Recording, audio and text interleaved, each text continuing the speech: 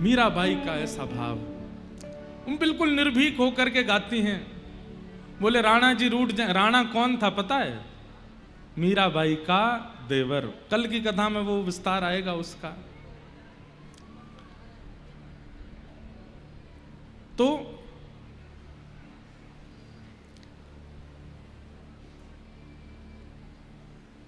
धर्म, पाप, फल, बंधन, भय और मृत्यु के कारण से नहीं करना चाहिए। हम कम से कम हम लोगों को, हम प्रेम लक्षणा भक्ति के उपासक हैं, हम ठाकुर जी से प्रेम करते हैं, हमारी कोई इच्छा नहीं है उनसे। हमारी भक्ति तो कम से कम ऐसी हो कि हम इन पंच भावों से ठाकुर जी का भजन ना करें। हाँ, इतना कह सकते हैं कि जैसे फल की प्राप्ति में कई लोगों को संतान की कामना होती है, कई लोगों को उज्जवल भविष्य की कामना होती है। हर कामना के पीछे उद्देश्य ठाकुर जी हों।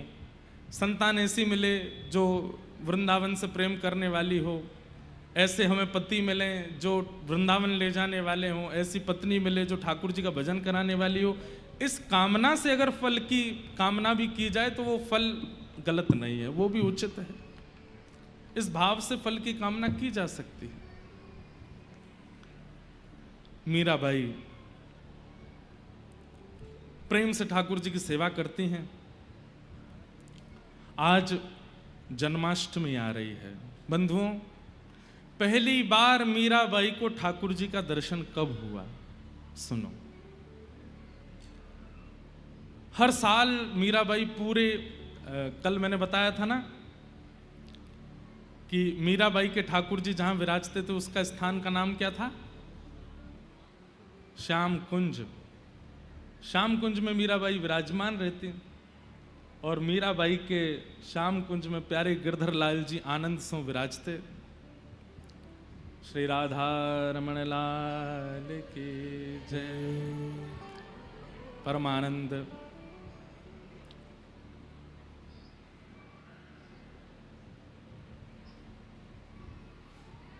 विराज।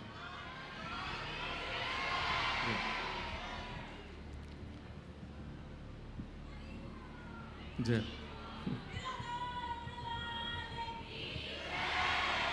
परमानंद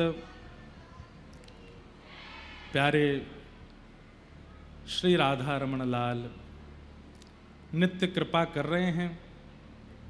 कल भी श्री राधा रमण लाल जी की कृपा हुई। आचार्य चरण श्री गोस्वामी जी महाराज पधारे, और आज हमारी तो भाभी हैं, पूज्या भाभी माँ पधारी हैं। बहुत बहुत अभिनंदन। और हम स्वागत क्यों करें? चंडीगढ़ तो आपका है, आप हमारो स्वागत करो।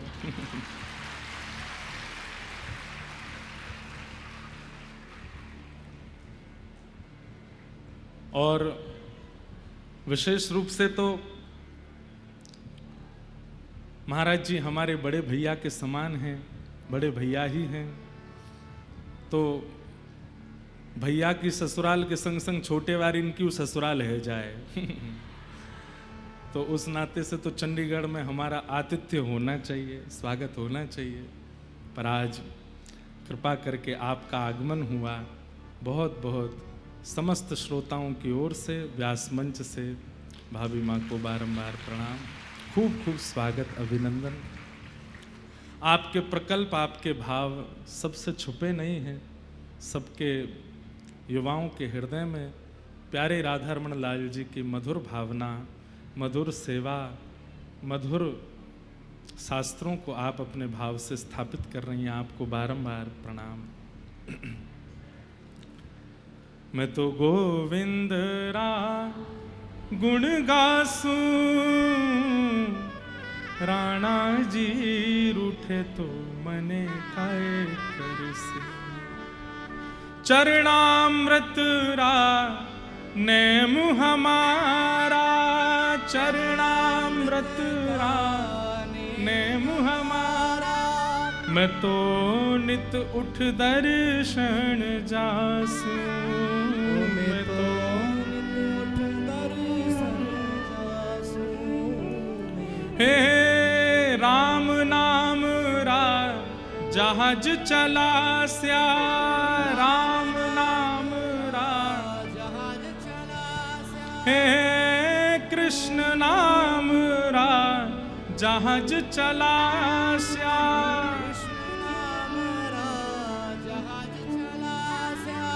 मैं तो भव सागर तर जासू, मैं तो भव सागर तर जासू। ओ मीरा के प्रभु गिरधर नागर, मीरा के प्रभु गिरधर नागर, हाँ मीरा के प्रभु गिरधर नागर, हो मैं तो निरख परख गुण गासूं, मैं तो निरख परख गुण गासूं, हो मैं तो गोविंद रा गुण गासूं, राणा जी रूठे तो मने काय करसूं, मैं तो गोविंद रा निर्भयी हैं मीराबाई। तो जन्माष्टमी का दिन था और मीराबाई 10 साल से जन्माष्टमी मनाती आ रही हैं। खूब प्रेम से मंदिर सजाती हैं, खूब अपना श्रृंगार करती हैं, लाल जी की जैसे विधि से पूजा सेवा होनी चाहिए सब करती हैं। लेकिन आज बाईसा सुबह से बहुत परेशान है, रूठी हुई हैं। तो सखियों ने पूछा कि आप इतनी निराश क्यों हैं, आप तो जन्माष्टमी का उत्सव इतने आनंद से मनाती हो, आज क्या हुआ? तो मीराबाई कहती हैं हमेशा मैं ही मनाती रहूं, ये तो कभी आते नहीं, ये तो कभी आते नहीं है। अरे जब इतनी सजावट हम करते हैं, इतना प्रेम से हम श्रृंगार करते हैं, इतने भाव से हम सब व्यवस्था करते हैं, ये क्यों नहीं आते हैं? इनको भी तो आना चाहिए। तो किसी सखी ने कह दिया आज पता नहीं क्यों मन में ऐसा लग रहा है बाईसा आज ये आएंगे, आज ये आएंगे। तो बाईसा का स्वभाव ऐसा है। और बंधुओं, हर प्रेम लक्षण भक्ति वाले का ऐसा स्वभाव हो जाता है, उसको किसी के द्वारा कहे गए शब्दों में छल कपट झूठ का अनुभव नहीं रहता। समझ रहे हैं? हमारी इतना सीधा हो जाता है प्रेम उपासी कि कोई व्यक्ति कुछ कह दे, उसको ये नहीं पता चलता कि ये छल में बोल रहा है, ये कपट कर रहा है या झूठ बोल रहा है। आप कहेंगे महाराज जी इससे अच्छा तो फिर प्रेम उपासक बनना ही नहीं चाहिए व्यक्ति को। जब उसको छल कपट और झूठ का ही पता नहीं चलता तो कोई भी छल करेगा, कोई भी कपट करेगा, कोई भी उसको झूठ बोल के बहला फुसला के उसके साथ कुछ भी गलत कर सकता है। हमारी बात सुनिएगा, व्यक्ति जब प्रेम मार्गी हो जाता है, प्रेम भक्ति पथिक का उपासक हो जाता है, तो उसके चित्त में स्वाभाविक दीनता आ जाती है। वो इतना सरल सहज हो जाता है कि कोई कुछ भी कह दे वो सब मान लेता है। ऐसे में आपको डरना इसलिए नहीं है क्योंकि उसकी पग पग पे फिर रक्षा ठाकुर जी करते हैं। जो अपने बुद्धि विवेक से अपनी रक्षा स्वयं कर लेता है कि मुझसे कोई छल ना करे, मुझसे कोई कपट ना करे, मुझसे कोई मेरे साथ कोई खिलवाड़ ना कर दे, अपने विवेक से इतना अपने आप को सुरक्षित करता हुआ चलता है, तो ठाकुर जी भी सोचते हैं विवेक ही है, बच ही लेगा खुद ही। लेकिन जब ठाकुर जी देखते हैं कोई मेरा उपासक है, इतना सरल है, इतना सहज है, इतना दीन है, कोई छल करने जाता भी है, कोई कपट करने जाता भी है, तो ठाकुर जी उसकी रक्षा करते हैं। इसलिए सहज सरल बनने में आप लोग किंचित संकोच मत किया करो। सहज सरल बनिए, ठाकुर जी रक्षा करेंगे आपकी। संसार आपका कुछ नहीं बिगाड़ पाएगा, कोई जीवात्मा आपके साथ कुछ ऐसा व्यवहार नहीं कर सकता जिससे आपको चिंतित होने की आवश्यकता हो।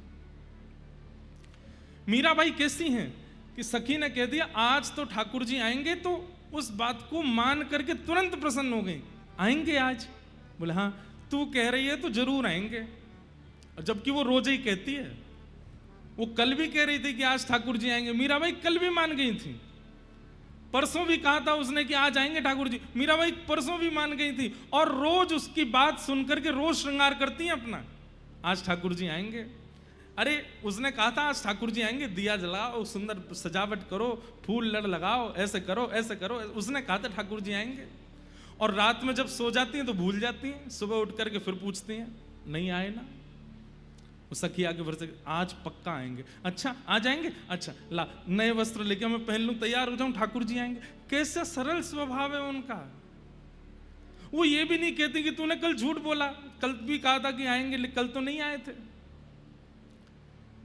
प्रेम लक्षण भक्ति वाले का स्वभाव हो जाता है कि उसके स्वभाव व्यवहार में अत्यंत सरलताशीलता आ जाती है। आज जन्माष्टमी है और मीराबाई सुबह से उदास बैठी हैं, बोले हर बार हम ही बुलाते हैं, हम ही उत्सव मनाते हैं, आते तो है नहीं। और सखी ने कह दिया आ जाएंगे। जैसे ही सुना आ जाएंगे, सुन माँ के पास जा और माँ से बढ़िया वाली पोशाक लेके आ, और बाबूसा के पास जा, बाबूसा ने मेरे लिए बहुत सुंदर सुंदर आभूषण बनवाए हैं, मैंने कभी पहने नहीं, आज पहनूंगी, लेके आ। तूने कहा ना ठाकुर जी आएंगे।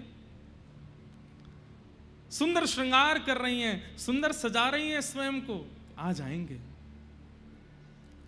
नृत्य कर रही हैं, गा रही हैं, खूब आनंद कर रही हैं, झूम रही हैं, और रोज जाती हैं, सबको निमंत्रण दे के आती हैं कि आज मेरे गिरधर लाल जी के आंगन में जरूर आना। क्यों? ठाकुर जी आएंगे। सब लोग कहते हैं मीरा तू तो रोज कहती है। बोले मैं रोज कहती हूं, पर उसने आज ही कहा है, जबकि वो भी रोज ही कहती है, लेकिन ये स्वभाव बन गया है उनका, इतनी सरल है। राव दूधा जी के पास गई, जाकर के बोली बाबू साहब आज जन्माष्टमी है। बोले जन्माष्टमी, चल पहले 2 पद सुना दे। श्री चतुर्भुज भगवान के सामने 2 पद सुना, वहां जाके 2 पद गाए, और 2 पद में सब लोग नृत्य करने लगे, अपने गिरधर लाल जी के सामने आकर के भाव से गा रही हैं, और बार बार मन में यही विचार कर रही हैं कि आज तो आप आओगे ना।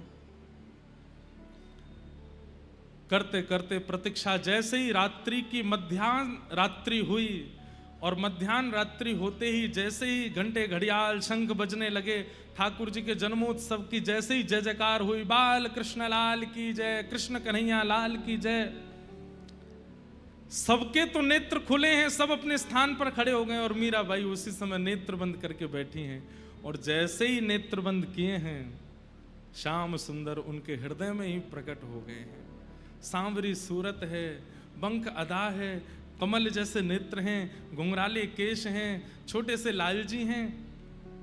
और मीराबाई से कह रही हैं, एरी तू तो रोज यूं सोचा कि मैं तो आऊंगो ना, मैं तो आऊंगो ना, देख मैं तो आए गयो, अब तो को भरोसा है क्यों ना कि मैं तेरे पास आऊंगो। और मीराबाई अपने ही मानसी में स्वयं भी एक स्वरूप धारण करके और प्यारे गिरधर लाल जी के साथ में मधुर नृत्य कर रही हैं, आनंद कर रही हैं, पूरी रात नृत्य करती रही। सब उठ कर के खड़े होकर के नृत्य कर रहे हैं, और एक कोने में बाई साहब बैठ कर के नेत्रों से बस अश्रु प्रवाह हो रहा है, शरीर में कोई गति नहीं हो रही है, पर हृदय में प्यारे लाल जी के साथ में विलास कर रही हैं, नृत्य कर रही हैं। ये प्रथम दर्शन हुआ बाई साहब को अपने चित्त में। और उस दिन तो ठाकुर जी इतने प्रगाढ़ रूप से विराजमान हो गए, अब बाई साहब को भरोसा हो गया कि ये मुझे मिलेंगे ही मिलेंगे। मीराबाई के पदों में ठाकुर जी के स्वरूप का इतना सुंदर वर्णन कैसे हो गया? क्योंकि उन्होंने देखा है। मीराबाई को ठाकुर जी का अनुभव होने लगा चारुके से, और अब बाई साहब को अपने गुरु की खोज है। एक दिन मीराबाई राव दूधा जी से जाकर के कहती हैं, मैंने कहीं कथा में सुना था कि भगवत प्राप्ति के लिए गुरु का होना जीवन में आवश्यक है। तो राव दूधा जी बोले तेरे गुरु है ना निवृत्तिनाथ जी, उन्हीं को गुरु मानो। तो बाई साहब बोली कि वो तो मेरे शिक्षा गुरु हैं, उन्होंने तो मुझे शिक्षा दी है, मुझे दीक्षा गुरु चाहिए, मुझे दीक्षा गुरु चाहिए, मेरे जीवन में दीक्षा गुरु का आगमन हो। तो राव दूधा जी बोले अब कहां से तेरे लिए गुरु खोजूं, तू बता। सब लोग बहुत ध्यान से सुनिएगा। मीराबाई अपने गिरधर लाल जी के सन्मुख गई और सामने जाकर के प्रण लिया कि रोज हमारे मेड़ता में संत आते हैं, कल जो भी पहले संत आएंगे मैं उन्हीं को अपना गुरु मान करके उनसे दीक्षा ले लूंगी। वही मेरे गुरु होंगे। और भगवान ने अनुग्रह करके ऐसा कहते हैं कि बाईसा को रात्रि में स्वप्न आया और स्वप्न में ठाकुर जी महाभारत युद्ध में विराट रूप धारण करके अर्जुन को पूरा अपना रूप दिखाते हैं। सब ऐसा वर्ण, ऐसा बाईसा को नित्य लीलाएं दिखती थी अपने स्वप्न में। और उसमें ठाकुर जी कह रहे हैं कृष्णम वंदे जगत गुरुम, मैं पूरे विश्व का जगत गुरु हूं, मुझसे बड़ा गुरु कोई नहीं है।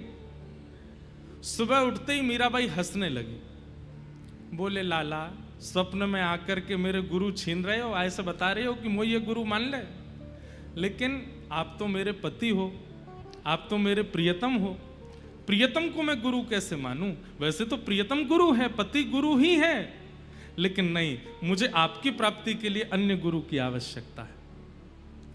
अब जो भी हमारे नगर में आएंगे मैं उनको गुरु मानूंगी। और उसी समय रैदास जी का आगमन हुआ। प्रथम संत के रूप में मेड़ता में रैदास जी आए। रैदास जी खबर जैसी पड़ी, मीराबाई गई, चरणों में प्रणाम किया, लेकर के राव दूधा जी उनको आए और मीराबाई ने कहा कि आप मुझे अब दीक्षा प्रदान करो। रैदास जी बोले दीक्षा का ऐसा कोई क्रम तो मैंने कभी किया नहीं, लेकिन तुम्हारा संकल्प था कि जो पहले संत आएंगे उनसे मैं दीक्षा लूंगी। तो इस भाव से उन्होंने अपने गले की माला उतार करके बाईसा को पहना दी और एक तारा दे दिया। एक तारा जो मीराबाई बजाती हैं, जो अनेक रूपों में स्वरूपों में दिखता है, और वो एक तारा दे दिया। बोले ये तुम्हारी माला है मेरी तरफ से, इस पर केवल तुम ठाकुर जी का भजन करना। देव दत्ताम मिमाम वीणाम स्वर ब्रह्म विभूषिताम मूर्छयित्वा हरि कथाम गाय मानस चराम्य हम। बंधुओं, वीणा या तो ठाकुर जी ने नारद जी को दी है या रैदास जी ने मीराबाई को दी है। एक तारा दे दिया। अब तो मीराबाई को ऐसा साधन मिल गया, पूरे दिन उस एक तारे को बजाती हैं, ठाकुर जी के सामने मधुर मधुर कीर्तन गाती हैं, खूब भाव से नृत्य करती हैं। वहां पर रैदास जी ने एक पद भी गाया और उस पद में मीराबाई खूब नाची। तब से मीराबाई वो एक तारा लेकर के रहने लगी। अब वह घड़ी आई जिस घड़ी को मीराबाई कभी नहीं चाहती थी कि उनके जीवन में आवे। क्या? श्री राव दूधा जी की मृत्यु। मीराबाई के दादाजी, जिन्होंने कहा था कि जब तक मैं जीवित हूं मीरा का ब्याह होने नहीं दूंगा मैं, लेकिन ठाकुर जी कुछ भी हमारे अनुकूल रहने नहीं देते। बड़े खेलते हैं महाराज, जहां हमको लग रहा हो ना कि ऐसे चलने पर हमारा सब बढ़िया चलेगा, तो ठाकुर जी का भी स्वभाव है कि उसमें कुछ विपरीत किया जाए, अब थोड़ा सा इसके साथ खेला जाए। राव दूधा जी रात्रि में बीमार हो गए। सुबह जैसे ही मीराबाई को पता चला, दौड़ करके गई, अपने दादाजी को अस्वस्थ अवस्था में देख करके बाईसा रोने लगी। मीराबाई ने अपनी गोद में अपने दादाजी का सर रखा। राव दूधा जी बोले मीरा, कीर्तन सुना, कोई पद सुना। और मीराबाई अपने दादाजी को पद सुनाती, और वो पद सुनते सुनते जैसे पद विश्राम हुआ, राव दूधा जी ने मीराबाई का हाथ पकड़ के कहा, मीरा अब मुझे पता चल गया है कि मेरे जाने का समय आ गया है। मीराबाई बोली, आप ऐसा मत कहो, एक आप ही तो हैं जिनके कारण मैं इतनी निर्भीकता से भजन करती हूँ, अपने गिरधर की सेवा करती हूँ। आप जानते हैं ना दादाजी, आपके जाते ये परिवार के लोग सब मेरे साथ क्या करेंगे? ये मेरा विवाह कर देंगे। मैं वाद्य हूं, मैं अब इनको रोक नहीं सकता। मीराबाई खूब अपने गिरधर लाल के सामने जाके खूब उनको डांटती हैं, फटकारती हैं। बोले खुद भी नहीं आते हो और मेरा जो है उसको मुझसे छीन भी रहे हो। स्वयं तो आते नहीं और जिसके आश्रय में मैं रहती हूं उनको मुझसे दूर क्यों कर रहे हो आप? दौड़ करके फिर गई राव दूधा जी के पास, तो जाकर के देखा, चार भुजानाथ गिरधरलाल, चार भुजानाथ गिरधरलाल, चार भुजानाथ गिरधरलाल, ये कीर्तन चल रहा था उनके मुख से। चार भुजानाथ इनके कुल के देवता हैं और गिरधरलाल मीराबाई के हैं। मीराबाई गई, जाके हाथ मलती हैं, चरण मलती हैं, सिर पर कुछ रखती हैं, लेकिन समय हुआ और श्री राव दूधा जी चले गए। बहुत रोई मीराबाई। ये एक पहला संसारी ऐसा क्रम था जिसमें मीराबाई रोई हैं। बाकी कल की कथा में आप मीरा चरित्र में और भी सुनेंगे, बहुत कुछ हुआ, लेकिन बाई साहब कभी संसारी किसी प्रलाप में रोई नहीं। और वो भी इसलिए नहीं रोई है कि दादाजी जा रहे हैं, वो इसलिए रो रही हैं कि मेरे भक्ति के प्रवर्तक जा रहे हैं, मेरे प्रथम गुरु जा रहे हैं। बहुत रोई बाई साहब। 3 दिन तक मूर्छित रही अपने दादाजी की स्मृति में।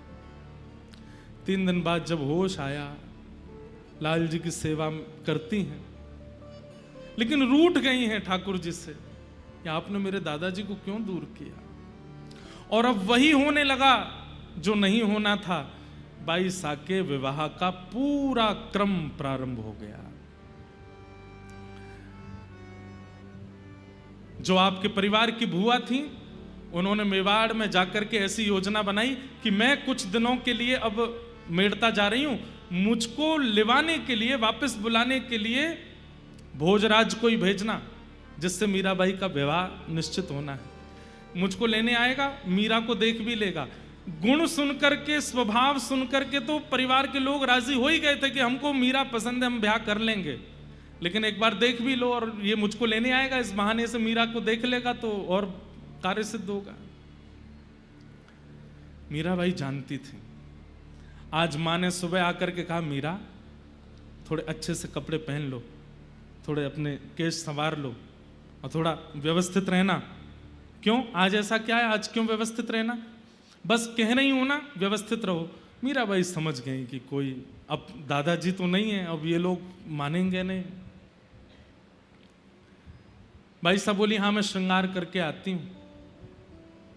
एकांत में गई, ठाकुर जी की तरह काली काली यहां पर पूरे काजल लगाए आई, यहां पर सुंदर मोटी मोटी बिंदी धरे आई, सिर पर मोरपिच्छ जैसा धारण कर लिया और बिल्कुल बैरागन जैसा भेष। जिन भेषा मारो सांवरो रीझ है, मैं सो ही भेष धरूंगी बाला, मैं बैरागन हूं। आ गई भाई साहब। घर परिवार के लोग देखे, अरे राम राम, ये क्या करके आई है, कैसे बन के आई है? बोले मैं तो ऐसे ही रहूंगी, चाहे आपको जैसा लगे। बाईसा की माँ ने सब सखी जो बाईसा के साथ रहती उनको कहा, इसका मुंह धुलवा देना और इसको थोड़ा ठीक कर देना, वो आ रहे हैं भोजराज, देखेंगे। सब ने कहा, लेकिन बाई साहब पे कहां, वो तो ठाकुर जी के सामने बैठी है, लड़ रही हैं ठाकुर जी से, देख लो। क्यों नहीं बताने आते हो संसार को कि आप मेरे हो, मैं आपका वर्ण कर चुकी हूं। अरे ये एक कैसा संबंध है जहां पर पत्नी को बार बार पति के सामने आकर के प्रार्थना करनी पड़ती है कि आकर के सबको बताइए कि मैं आपकी हूं। आज कोई और आ रहा है और आकर के मुझे देखेगा, मेरे साथ वर्ण करेगा, मुझसे विवाह की योजना बनाएगा, ये सब सुनकर के आपको पीड़ा नहीं होती? मीराबाई के भाई जयमल से उन्होंने कहा, सुन वो भोजराज आएंगे, उनको पूरे नगर में घुमाना, लेकिन यहां शाम कुंज में लेके मत आना। ठीक है।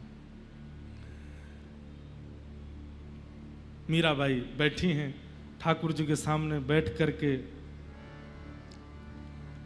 सुंदर भाव गा रही हैं और उसी समय भोजराज का आगमन हुआ। घर परिवार के लोगों ने कहा, भोजराज को थोड़ा जयमल घुमा के लाओ, हमारा मेड़ता कैसा है, और कान में कह दिया, बोले श्याम कुंज जरूर ले जाना, वहां मीरा बैठी होगी, देख लेंगे ये। ठीक है। जयमल के साथ में घूम रहे हैं भोजराज, और जैसे भ्रमण करते करते, वो चाहते ही नहीं थे कि इनको श्याम कुंज लेके जाऊं, दीदी ने, बाईसा ने मना किया है, लेकिन तभी भीतर से स्वर आने लगा, प्यारे दर्शन दीजो प्यारे दर्शन दीजो तुम बिन रयो न जाए, प्यारे दर्शन दीजो। स्तब्ध हो गए भोजराज। जयमल का हाथ पकड़ा, ये स्वर कहां से आ रहा है? अरे आप चलिए ना, ये गा रही हैं। कौन गा रही हैं? हमारी बाई सा, हमारी दीदी सा मीरा। बोले मैंने बहुत स्वर सुने हैं, हमारे राजभवन में एक से एक गायक आते हैं, एक से एक स्वर गाने वाले आते हैं, पर ऐसा ठहराव, ऐसी स्थिरता, ऐसा प्रेम प्रकट करने वाला स्वर मैंने पहली बार सुना है। मैं देखना चाहता हूं, मुझे ले चलो। मारवाड़ के, मेवाड़ के राजा हैं, जयमल कैसे मना करते? जी चलिए। भीतर लेकर के गए। बाई सा हाथ में एक तारा लेकर के गा रही हैं। सामने गिरधर लाल जी का स्वरूप है। जल बिन कमल, चंद बिन रजनी, जल बिन कमल, चंद बिन रजनी, ऐसे तुम देखा बिन सजनी, ऐसे तुम देखा बिन। आकुल व्याकुल फिरूं रैन दिन, आकुल व्याकुल फिरूं रैन दिन, विरह काल जो प्यारे दर्शन दीजो, प्यारे दर्शन दीजो। मीरा दासी जन्म जन्म की, मीरा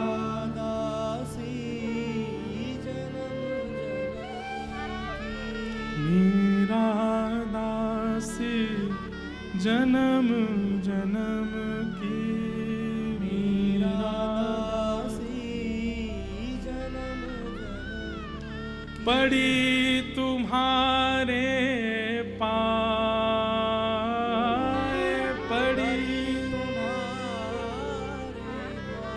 प्यारे दर्शन दीजो।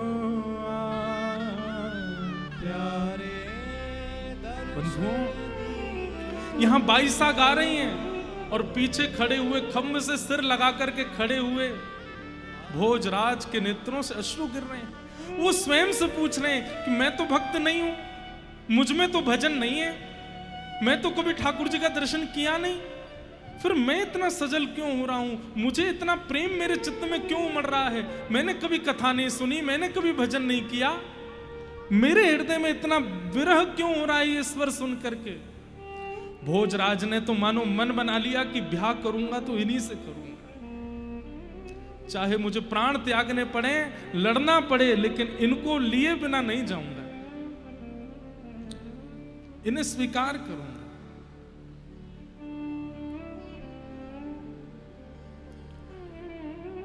श्री राधा रमन लाल जी के परम सेवाय पूज्य गोस्वामी जी महाराज पधारे हैं।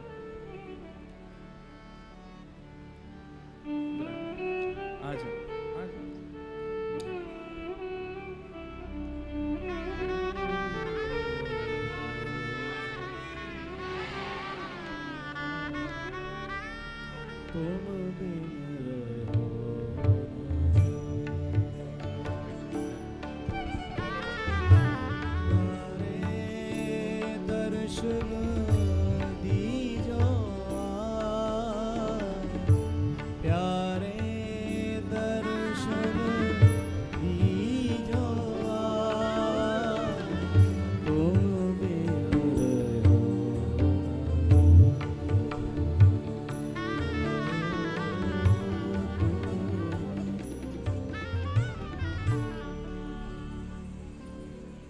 प्यारे राधा रमन लाल जी तो खूब ही बरस रहे हैं।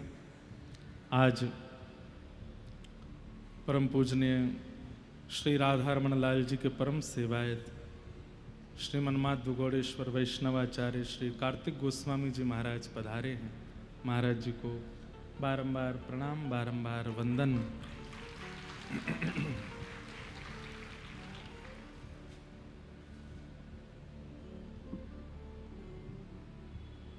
सब लोग बहुत सावधानी से सुनो।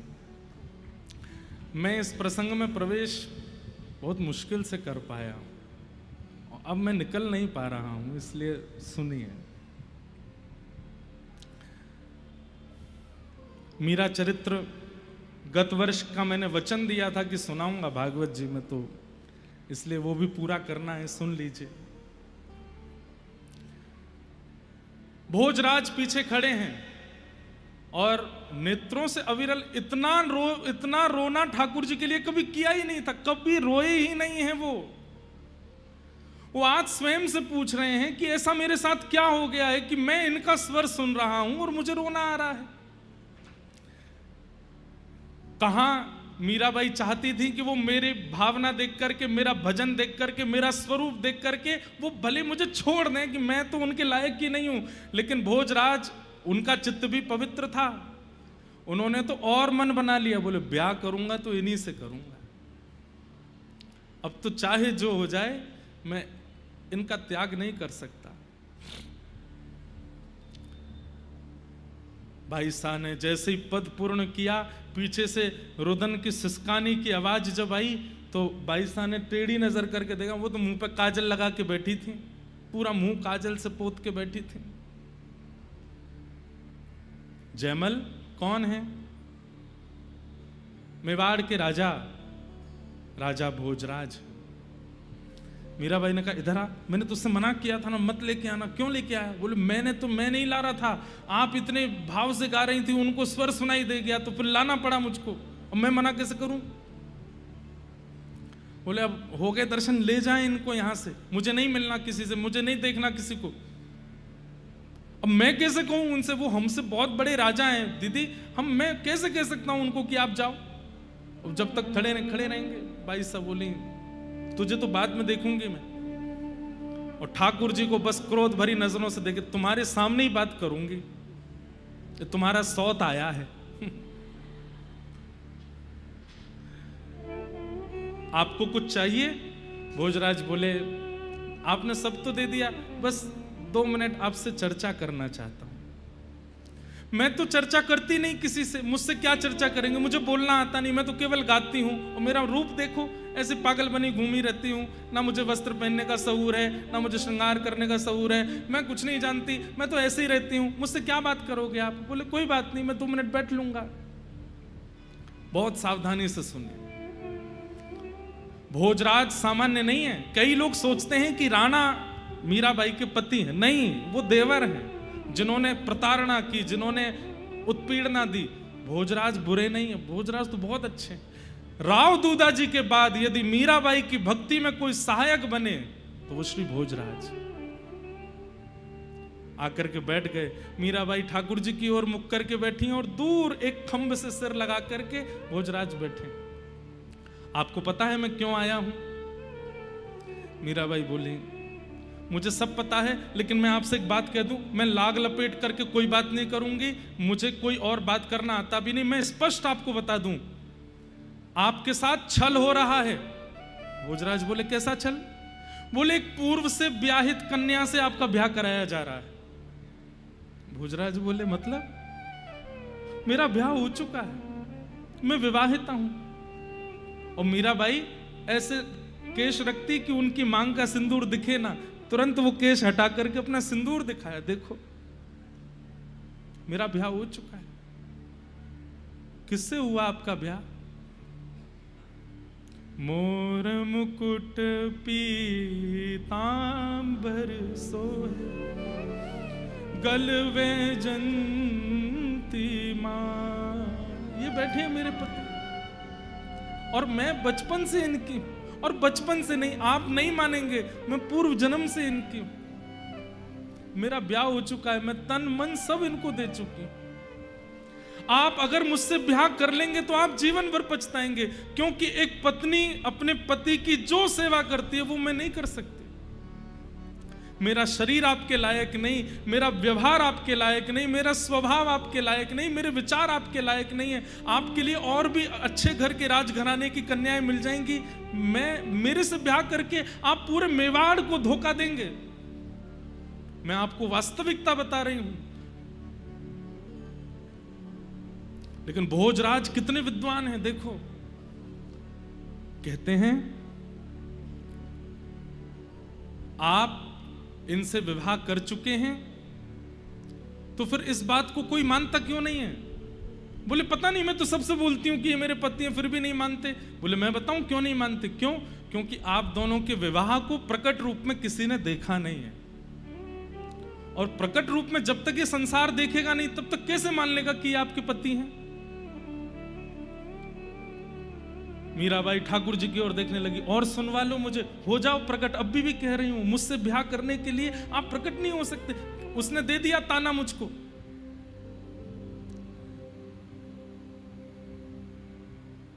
भोजराज कहते हैं आप बिल्कुल धैर्यपूर्वक मेरी बात सुनिएगा। मुझे आपसे विवाह आपके रूप के लिए नहीं करना, मुझे आपसे विवाह एक पति की इच्छाओं की पूर्ति के लिए नहीं करना। मेरे विवाह का कारण तो जान लीजिए कि मुझे आपसे विवाह क्यों करना है। भाई साहब बोली मुझे सुना ही नहीं जा रहा है ये बात, मैं पूर्व से विवाहित हूं, आप मुझसे विवाह क्यों करेंगे? बोले मेरी बात तो सुनिए। जैसे अप्रकट रूप में आपने ठाकुर जी से ब्याह कर लिया, किसी को पता नहीं चला, लेकिन आपका विवाह संबंध है ना ठाकुर जी से? बोले हाँ है। ऐसे ही प्रकट रूप में, एक नाट्य रूप में मेरे साथ विवाह कर लिया, सबको लगेगा कि आप ठाकुर जी, आपका मुझसे ब्याह हो गया, पर अंतरंग रूप से मैं आपको कभी परेशान नहीं करूंगा, आप इन्हीं की रहोगे। बाह्य रूप से सबको लगेगा कि आपका ब्याह मुझसे हो गया है, पर अंतरंग रूप से मैं जानता हूं कि आप पर मेरा कोई अधिकार नहीं है, आप पर अधिकार तो इन्हीं का ही है। मीराबाई बोली आपको मुझसे ब्याह करना क्यों है? अरे आप इतने बड़े राजकुल के राजकुमार हैं, कोई धनवान संपत्तिवान रूपवान कन्या से ब्याह कर लीजिए, मैं किसी काम की नहीं हूं, आपको ब्याह करना क्यों है? अगर आप मना कर देंगे जाकर के कि मुझे लड़की पसंद नहीं है, तो कोई जबरदस्ती ब्याह थोड़ी करा देगा। भोजराज जी जो यहां बात कहते हैं, उस बात पर मीराबाई ने भी हामी कर दी। भोजराज कहते हैं मेवाड़ की भूमि राजाओं के लिए जानी जाती है, मेवाड़ की भूमि बड़े बड़े पराक्रमी राजाओं के लिए जानी जाती। आज तक एक भी युद्ध हारा नहीं है हमारी भूमि ने। हमारी भूमि की प्रतिष्ठा, हमारी भूमि का नाम राजाओं से है, हमारे युद्धों से है, हमारी संपत्ति से है। पर मैं चाहता हूं हमारी भूमि पर राजा तो बहुत आए, पराक्रमी तो बहुत आए, लेकिन आप जैसी एक भक्त आ जाए जिससे हमारी भूमि पवित्र हो जाए।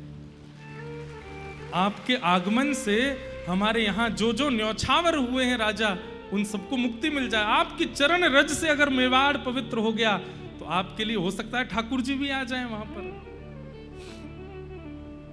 और राजा भोज का यह संकल्प पूर्ण हुआ, मीराबाई की वजह से ही मेवाड़ में श्रीनाथ जी विराजमान हुए। आज श्रीनाथ जी वहां बैठे हैं, गिरिराज जी से गए हैं। आप बिल्कुल निश्चिंत रहें, मुझे आपसे कोई कामना नहीं है, मेरी आपसे कोई अभिलाषा नहीं है। मैं केवल प्रकट रूप में आपसे विवाह करके जाऊंगा, पर वास्तविक अंतरंग रूप से मैं आपको गुरु मान करके, आपको भक्त मान करके मेवाड़ ले जाना चाहता हूं। और ये मेरा वचन है कि मैं आपसे कभी भी इस प्रकार का कोई व्यवहार नहीं करूंगा। आप चाहें तो ठाकुर जी को साक्षी मान लीजिएगा। मीराबाई कुछ नहीं बोली और राजा भोज वहां से चले गए और जाकर के पूरे परिवार के लोगों के बीच जाकर के बोले, मुझे मीरा पसंद है, मैं विवाह करूंगा। नगाड़े बजने लगे, सहनाइयां बजने लगी। महाराज अटारी पर चढ़ करके मीराबाई के पिताजी लुटाने लगे बधाइयां। पूरे मेवाड़, पूरे मेड़ता में हवा की तरह बात फैल गई कि अब हम लोग सुरक्षित हैं। क्यों? बोले कि मीरा का ऐसे कुल में संबंध हो रहा है जो कल को अगर मेड़ता पर कोई संकट आया तो हमारे लिए आगे आकर के खड़े हो जाएंगे। लेकिन ये सहनाइयां, ये ढोल नगाड़े ताशे मीरा को अच्छे नहीं लग रहे हैं। कान पर हाथ धर के रो रही हैं ठाकुर जी के आगे। अब तो मंगल गा रहे हैं, सब लोग आकर के बधाई दे रहे हैं, आकर के मीराबाई को गले लगा रहे हैं, पर मीराबाई एक जड़बत मूर्तिमंत होकर के खड़ी हैं केवल, और ठाकुर जी से कह रही हैं कि अब तो कुछ करो, मेरा विवाह हो जाएगा किसी और के साथ, एक बार प्रकट हो जाइए, किसी रूप में एक संकेत सबको दिला दीजिए कि आप मेरे हो चुके हैं।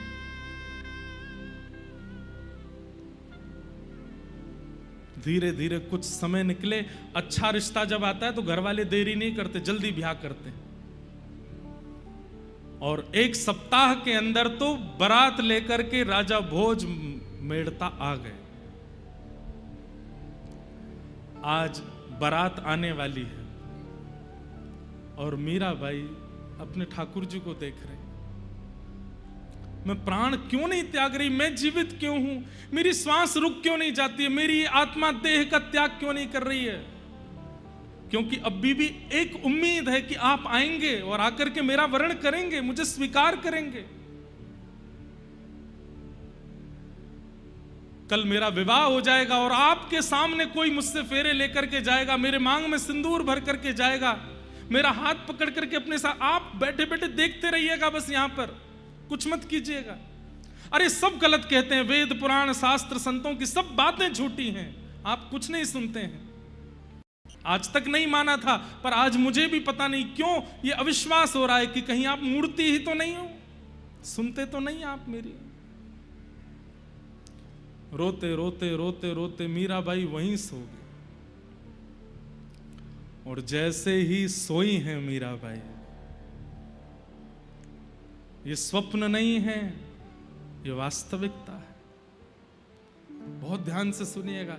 जैसे ही बाईसा रोते रोते सुदन, जैसे ही सोने के लिए जाती है रुदन करते करते, उतने में ही क्या देखते हैं, नगाड़े बज रहे हैं, बाजे बज रहे हैं, सहनाइयां बज रही हैं, पूरे मेड़ता को तैयार किया गया है, सुंदर सजाया गया है। मीराबाई को लेकर के सब सहचरियां गई हैं, कोई पैरों में मेहंदी लगा रही है, कोई हाथों में मेहंदी लगा रही है, हल्दी लगा रही हैं। ये सब स्वप्न में दर्शन कर रही है मीराबाई।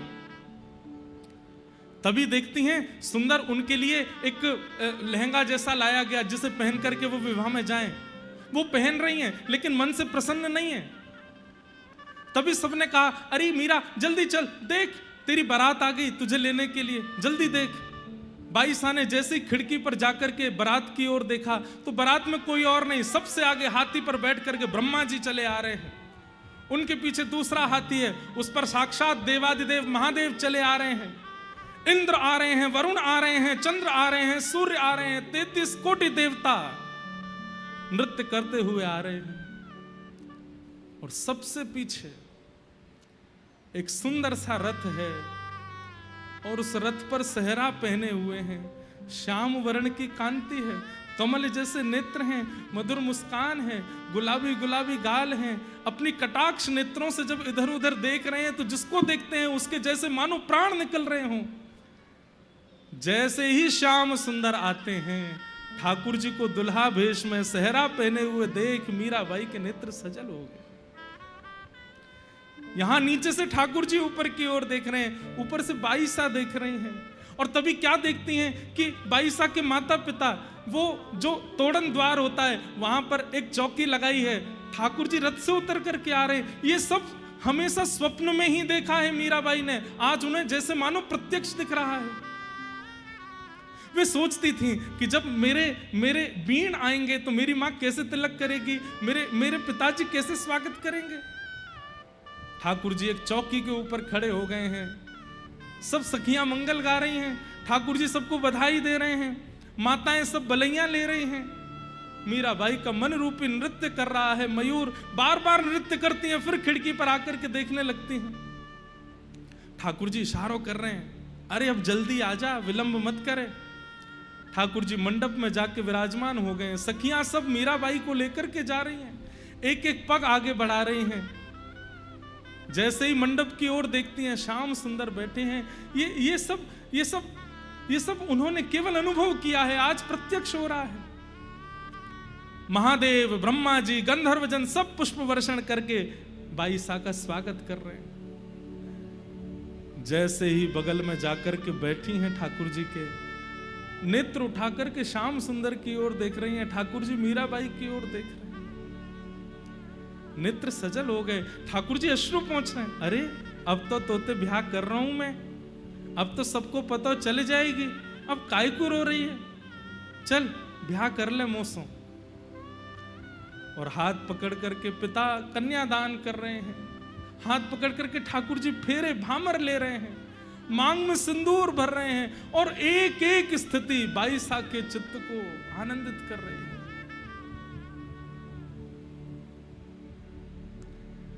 ठाकुर जी अपने रथ में बैठा लेते हैं, मां रो रही है, सब मेड़ता के लोग रो रहे हैं। बाईसा खड़े होकर कह रही, अरे क्यों रो रहे हो? ऐसे पति से ब्याह होता जिसका कोई जीवन का पता नहीं तो रोना चाहिए था।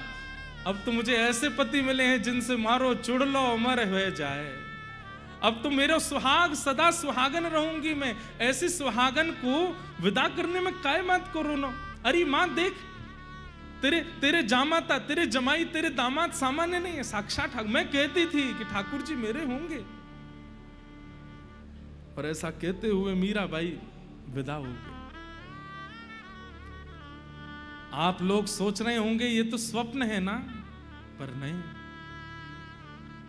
द्वार पर बारात आ गई है और मीरा का अभी तक कोई पता नहीं है। दौड़ती दौड़ती मां जाती हैं, ढूंढती हैं कहां है कहां है। और जैसे ही जाकर के कक्ष में देखा, बाईसा अपने बिस्तर पर हैं, मांग में सिंदूर भरा हुआ है, वही वस्त्र पहना हुआ है जो वस्त्र उन्होंने स्वप्न में चिंतन किया था। हाथों में अलग चूड़ियां पहनी हुई हैं। जो मेहंदी की रचना मेड़ता में करवाई गई वो मेहंदी नहीं है, कोई अलग मेहंदी है। ऐसी सुगंधी से पूरा कक्ष सुगंधित हो रहा है जो सुगंधी आज तक मेड़ता में किसी ने अनुभव नहीं की। और बाईसा इतनी सुंदर लग रही हैं। कौन श्रृंगार करके गया है? ये वस्त्र किसने पहना है? इतना महंगा वाला वस्त्र बाईसा के ब्याह के लिए आया, वो तो एक तरफ रखा है, ये दूसरे वस्त्र किसने पहना दिए? और ये रात रात में मांग में सिंदूर, हाथों में हल्दी, पैरों में, कौन करके गया है? चीखने लगी, चिल्लाने लगी, सखियों को बुलाया, अरे द्वार पर बारात आ गई और देखो ये मीरा कैसे मांग में सिंदूर भर करके पड़ी है, उठाओ इसको, नहलाओ। सखियों ने उठाया। बाईसा ने जैसे नेत्र खोले, नेत्र खोल करके आनंदित हो गई। मां ने कहा, कहां थी तू और ये क्या करके आई है, कहां से पोशाक लेके आई है? बाईसा कहती हैं, माई माई सपनानु वरणा दीनानाथ दीनानाथ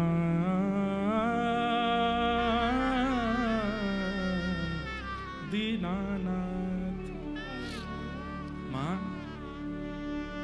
ये पोशाक देख रही हो, ये आपने नहीं बनवाई है, ये कोई और लेके नहीं आया, स्वयं द्वारिकाधीश ने भिजवाई है, मैंने पहनी है।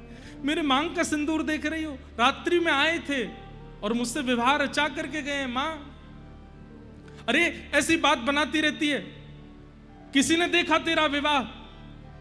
और ये पागलों किसी हरकत मत कर, द्वार पर बारात खड़ी है, तुझे विवाह के लिए मंडप में तैयार होके जाना है, ये सब बात मत कर। किसने देखा तेरा विवाह? अरे मां, आपने तो 500,000 लोग बुलाए होंगे, पर कल मेरे विवाह में 56 करोड़ दर्शनार्थी आए थे।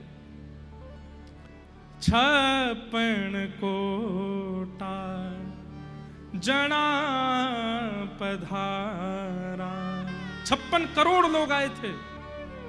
56 कोटा जना पधारा।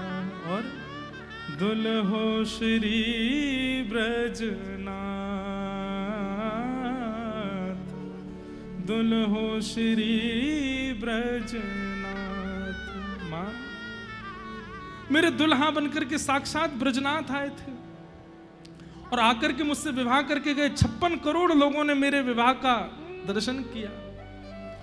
सपना मां तोरण बंधारी, स्वप्ना मां गहया हाथ, दीनानाथ दीनानाथ दीनानाथ। माई माई सपनानु वरना दीनानाथ। सपना मारे परण गया, पाया अचल सुहाग। माँ मुझे आशीर्वाद दो। क्यों? अचल सुहाग मिला है। दुनिया की सबसे भाग्यशाली कन्या हूं मैं। ऐसा दामाद मिला है आपको, ऐसा पति मिला है मुझे जो अचल है, जिसकी मृत्यु कभी नहीं होगी। सपना मारे परण गया, पाया चल सुहाग। मीरा रो गिरधर मिलियारी, मीरा रो गिरधर मिलियारी। पूरब जन्म रो साथ, दीनानाथ दीनानाथ दीनानाथ। आश्चर्य तो बंधुओं वहां खड़े सबको होने लगा। ये पोशाक यहां कैसे आ गई? ये मांग में विचित्र प्रकार का सिंदूर, ये ऐसी अद्भुत सी सुगंधी, और मीरा का तेज कल कुछ था, आज एक अद्भुत तेज दिख रहा है। सखियां निलाने लगी, इसकी मांग का सिंदूर मिटाओ। मीराबाई बोली छेड़ना नहीं, मुझे स्पर्श किया है गिरधर ने यहां पर, ये स्पर्श में जीवन पर्यंत रखूंगी। अरे क्या सोचेंगे सब लोग? मांग में सिंदूर भर के कोई दुल्हन, कोई अविवाहिता बैठती है। मीरा बोली मैं छुपा लूंगी लेकिन इसे नहीं मिटाऊंगी। चरणों में गिर गई मां, और चरणों में गिर के बोली मीरा तू हमारी लाज बचा ले, हमारी नाक बचा ले बस। मेड़ता छोटा सा एक गांव है, मेवाड़ के राजा बहुत बड़े हैं, यदि वे कोपित हो गए तो चढ़ाई कर देंगे। तुम्हारे पिता दुर्बल हो गए हैं, कैसे रक्षा होगी? अपने माता पिता के लिए विवाह कर लो, ऐसा मत करो।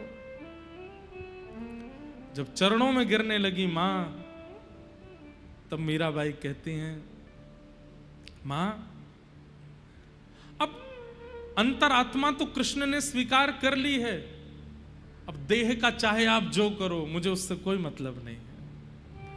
आपको चाहिए कि मैं आऊं मंडप में, मैं आऊंगी, जैसा श्रृंगार कहोगे करके। शरीर तो चाहे आप जिसको दे दीजिए, और शरीर के चाहे साथ चाहे जो होने दीजिए, मुझे उसकी चिंता नहीं। और मीराबाई अपना श्रृंगार करती हैं, लेकिन मुख पर बिल्कुल भी अप्रसन्नता नहीं है, प्रसन्न मुद्रा में है। नए वस्त्र पहनाए गए, मांग का सिंदूर ढक दिया गया, हाथ में नए चूड़ा पहनाए गए, चुनरी उड़ा करके मीराबाई को लेकर के जा रहे हैं। अब तो साथ में रहने वाली सखियां भी रुदन कर रही हैं कि भाई साहब आप कर लेंगी ना, आप निभा लेंगी ना। बोले अब अरे विवाह के बाद मुझे थोड़ी निभाना है, मेरे पति निभाएंगे ना, श्याम सुंदर निभाएंगे। उन्होंने अपना वचन पूरा किया, उन्होंने मुझसे ब्याह कर लिया। अब शरीर चाहे माता पिता जहां भेज दें, मुझे इसकी चिंता नहीं। मंडप में भोजराज के बगल में मीराबाई को बैठाया, कन्यादान हुआ। 22 साल के एक अश्रु नहीं निकला है नेत्रों से, वो तो बस मंद मुस्कान है और बैठी हैं, वही चिंतन कर रही हैं। भामर हो गए, सिंदूर दान हो गया, सब हो गया मीराबाई का, और विवाह भोजराज के साथ हो गया। विदाई का समय आया, सब लोग रो रहे हैं, मीराबाई रो नहीं रही। बोले शरीर तो फिर भी नश्वर है, ये कहीं ना कहीं इसकी गति तो प्रारब्ध के वश होती है ना मां, इसमें रोना क्यों? मुझे तो प्रसन्नता इस बात की कि मेरा मन स्वीकार कर लिया है कृष्ण ने, आप चिंता मत करो। पिता और मां ने कहा मीरा, हमने वैसे तो कोई कमी नहीं छोड़ी, बहुत अच्छे से सब ब्याह किया, लेकिन फिर भी तेरी कोई इच्छा हो तो बता दे। बोले एक इच्छा है। क्या? मेरे गिरधर मुझे दे दो, मैं उनको ले जाऊं अपने साथ। मंदिर से उठा लाओ मेरे ठाकुर जी को, मैं ले जाऊंगी अपने साथ, और कुछ नहीं चाहिए। मेरा धन, मेरा सर्वधन, मेरे प्राण वो हैं, वो दे दो बस मुझे। मीराबाई की मां बोली, तू वहां भी यही सब नाटक करेगी? अरे तेरा पति हो गया है, अब तो ये सब मत कर। मां, नाटक तो संसार में हर व्यक्ति कर रहा है, मैं अकेली थोड़ी हूं। मुझे और कुछ नहीं चाहिए आपसे, बस मेरे गिरधर मुझे दे दो। तब भोजराज जी आए और आगे आकर के बोले, इनकी जगह मैं मांग रहा हूं, इनके जो गिरधर हैं वो आप प्रदान कर दो, हम दोनों उनकी सेवा करेंगे, आप उन्हें दे दो। मंदिर में गए हैं और मेड़ता के श्री गिरधर लाल उन्हें लेकर के आए और मीराबाई को दहेज रूप में गिरधर लाल प्रदान किए। अपनी गोद में गिरधर को लेकर के नेत्र बंद कर लिए, पूरा मेड़ता रोता रहा। मीराबाई ने एक अश्रु नहीं निकाला अपने नेत्रों से और ना किसी की ओर देखा। चली गई ब्याह रचा करके मेवाड़, अपने लाल जी को लेकर के श्री मीराबाई मेवाड़ चली गई। ऐसी भक्तिमती मीराबाई।